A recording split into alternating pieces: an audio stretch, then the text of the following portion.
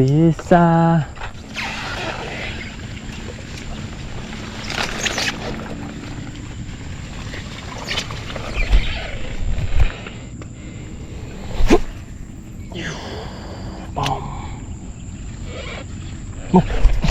Ui, tak kena. Dia ada ambil.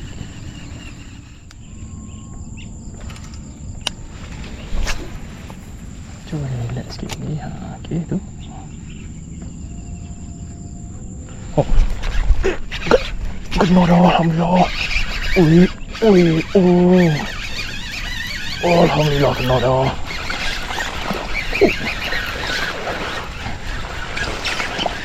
Alhamdulillah.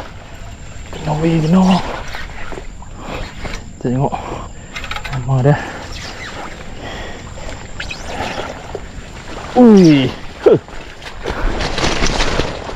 Lama.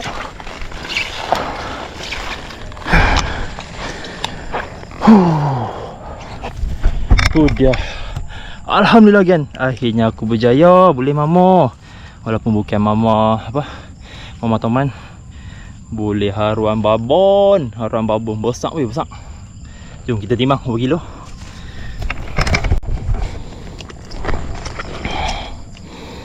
Kita ambil.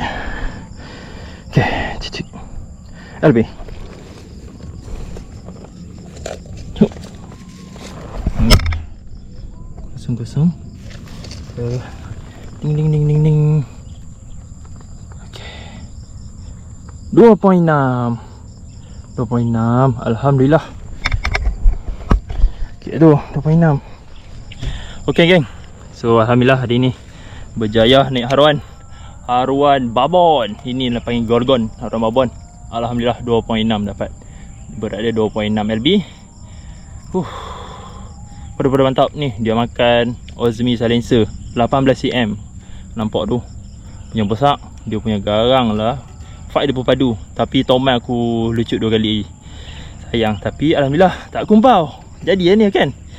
Manis-manis dimakan kat tangan. Alhamdulillah. So jangan lupa like, share dan subscribe Penny Fishing untuk layan video yang selanjutnya. Okay. So aku pun nak ciao sebab dah maghrib. So korang layan video ni, jangan lupa subscribe. Okay. Bye bye.